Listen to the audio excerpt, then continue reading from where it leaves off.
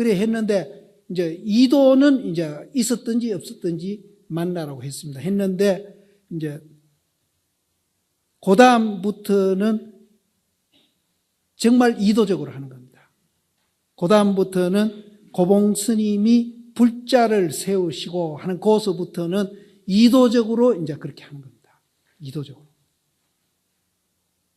그렇게 하는 겁니다. 근데 이도적으로 하게 되면은 이 고봉 스님도 굉장한 허물이 있는 겁니다.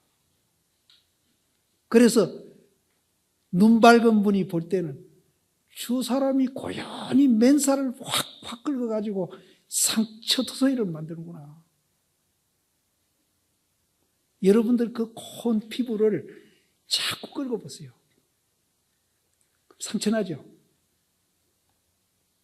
이도적으로 이렇게 불자는 이제 스님들, 그 도인 스님들 이래 보면, 붓이 이제 면대로 생긴 중에 털이 이렇게 많이 나는 거 있죠. 그게 불자라고 그럽니다.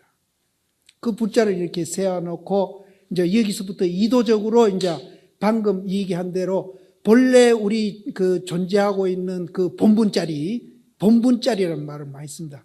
본분자리에 이렇게 만나도록, 개합하도록, 상응하도록, 이렇게 이제 이도적으로 이제 법을 펴는 겁니다. 법을 펴는데 그것을 이제 우리가 그런 자리에 간 분이 볼 때는 뭐라고 그러는가 하면은 저거 봐. 저거 맨살 끌래. 맨살 끌어서 저 상처내네.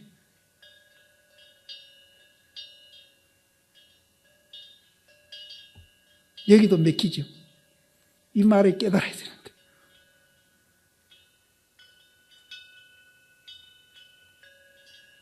그래도 할 수 없습니다.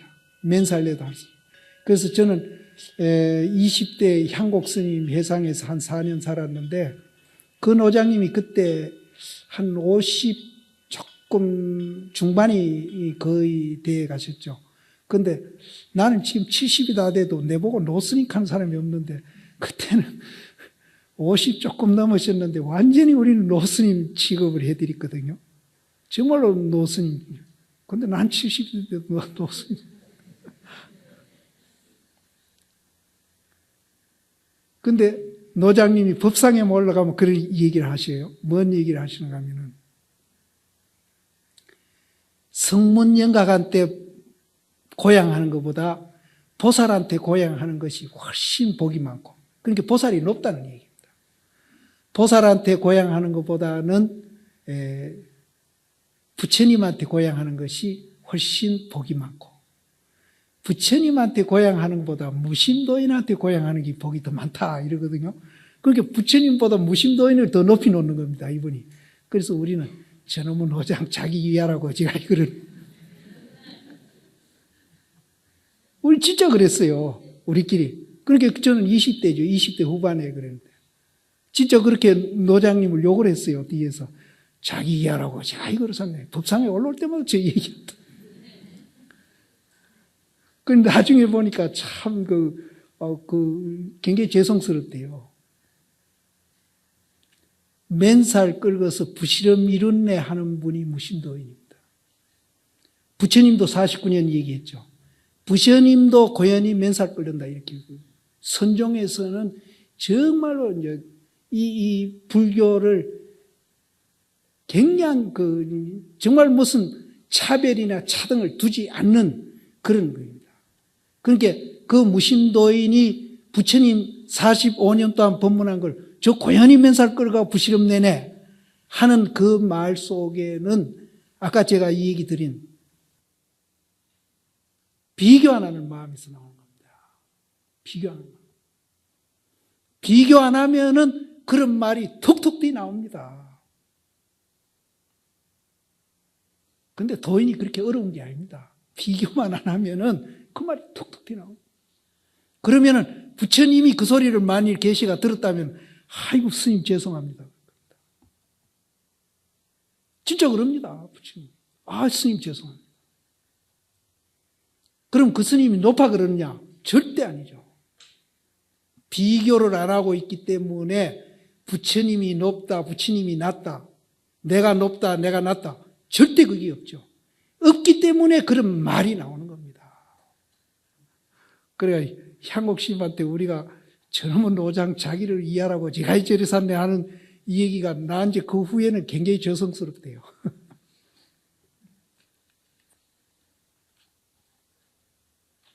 붓자를 세우고, 이제 이것도 이제 부시름 끓는 이제 짓인데, 보살님들이 왜 이 부시름 끓는 짓이냐 하는 것을 알아야 됩니다. 알아야 됩니다. 그래서 붓자를 세우시고, 이제 이렇게 대중이 여럿이 앉았는데, 대중을 불러가지고, 대중을 이렇게, 이제, 신도님 하든지 붓자님 하든지 이렇게 부르는 겁니다.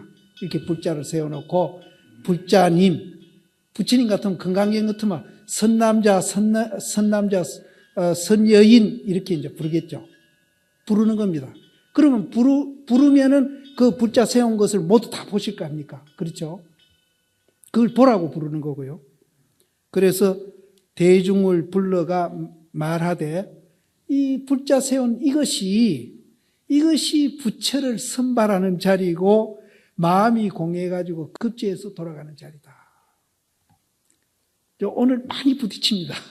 계속 부딪힙니다. 그러니까 부딪히면은 뭔가 출구가 나올 겁니다. 계속 부딪힙니다.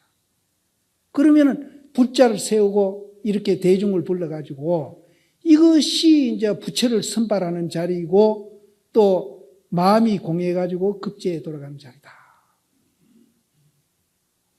이것이 맨살 긁어서 부시름 일으킨다고 큰 소리 칠 수 있는 자리입니다.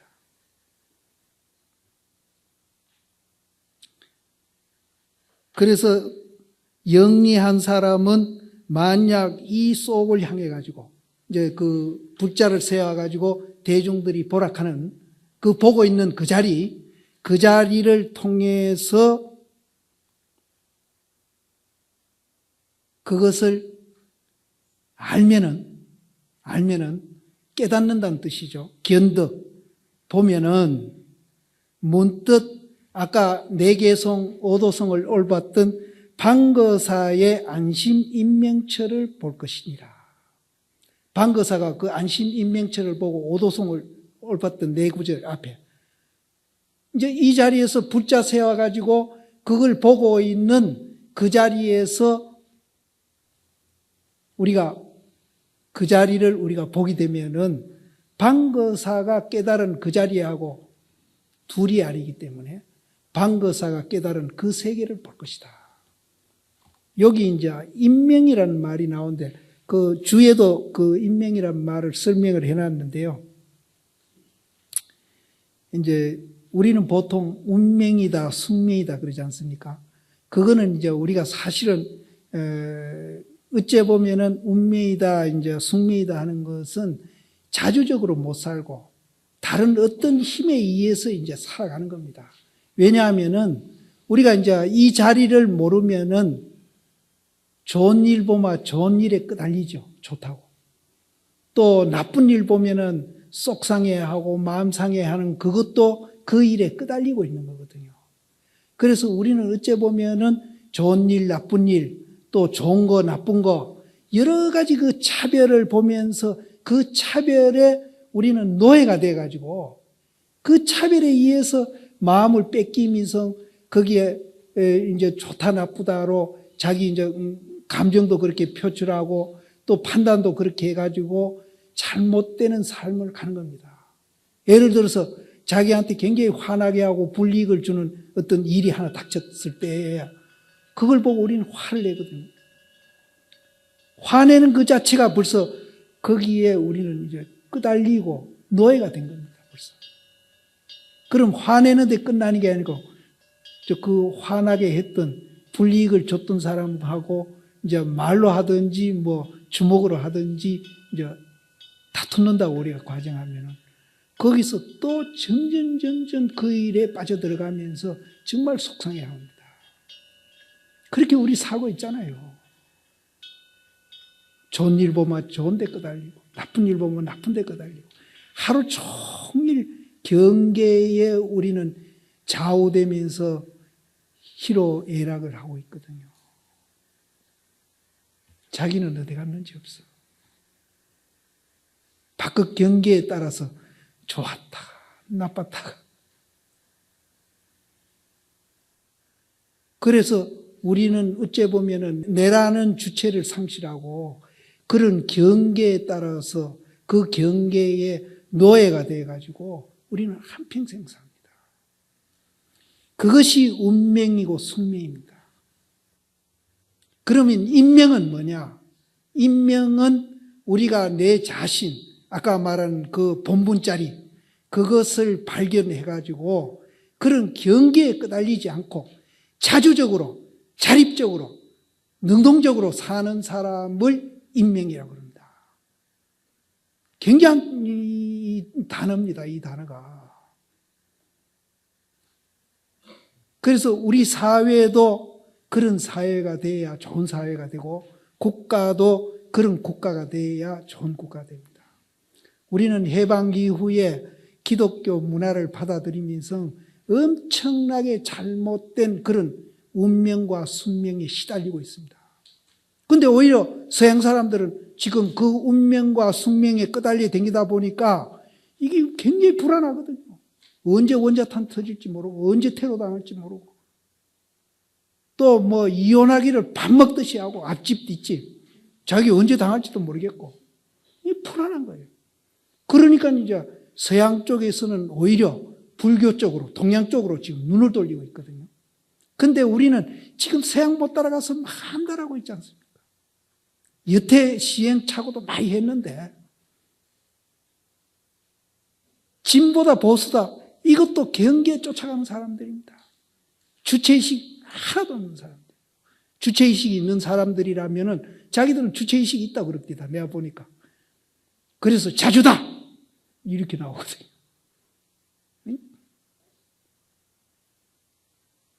진짜 자주는 대립을 안 합니다.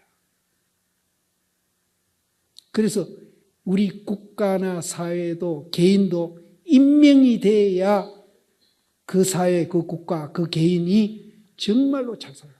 안 그러면 노예됩니다. 자기들은 자주락하지만은 그 자주라는 분들, 진보라는 분들, 진보 자주의 노예가 된 사람입니다. 보수도 마찬가지입니다. 그러면 인명적인 삶을 하게 되면은 자주다, 뭐, 보수다, 진보다, 거기에 노예되는 게 아닙니다. 그거를 뛰어넘습니다. 뛰어넘어서 정말로 우리가 어떻게 살아야 잘 사는 것이 그 길이 나옵니다. 자주적으로 보입니다. 그래서 아까 내가 이 얘기한 그 이제 비교 안 하는 마음, 하나로 통일된 그 자리가 가면 자연적으로 자주적인 사람. 그래서 중국의 조주 스님이 120 살았는데 그 고손자 된 상자들이 물으니까 너희는 시간의 지배를 당하고 살았지만 나는 시간을 지배하고 살았다. 우리는 모든 경계에 지배당하고 살고 있습니다. 그래서 사실은 그 경계가 천가지 만가지가 돼서 하나가 아니라 그렇지 하나면은 덜 억울한데 수천 가지 만가지의 종로를 타니까 더 억울할지도 모르겠습니다. 실제 종로리요. 돈의 종로리, 명예의 종로리 많이 합니다. 근데 우리 존재의 원리는 인명이거든요. 우리는 본래 존재하고 있는 그 원리는 인명입니다. 근데 왜 억울하게 인명대로 못 살고 자주적으로 못 살고 주체적으로 못 살고 우리는 숙명이나 운명에 시달리면서 종놀이하고 살아야 되겠느냐. 그래서 좀 억울한 생각을 자주 내십시오.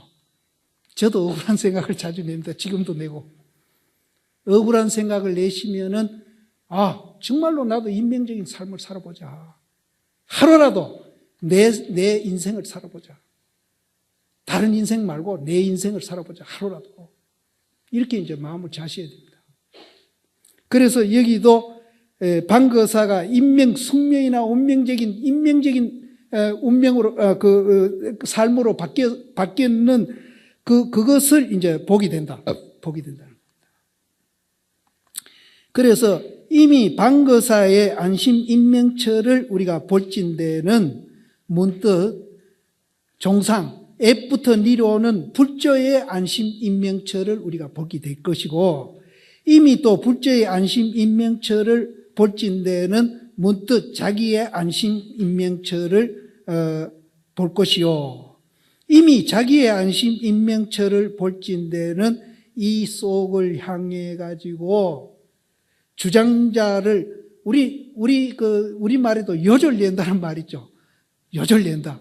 이자입니다. 요절낸다. 요절낸다는 건 꺾어버린다는 뜻입니다. 우리도 사람을 이게 억압하고 이럴 때는 요절낸다 그러죠. 이자입니다. 요절낸다. 주장자를 꺾어버리고.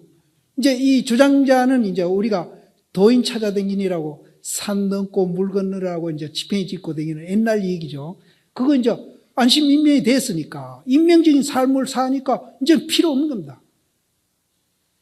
도처에 있는 선지식들이 이거를 가르쳐 준다고 조식방에 앉아가서 폼 잡고 앉았는, 그렇게 된 분 눈에서 볼 때는 뭐 하고 있는 것과 같은가 하면은요, 오물을 덮어 쓰고 있는 거나 같이 보입니다.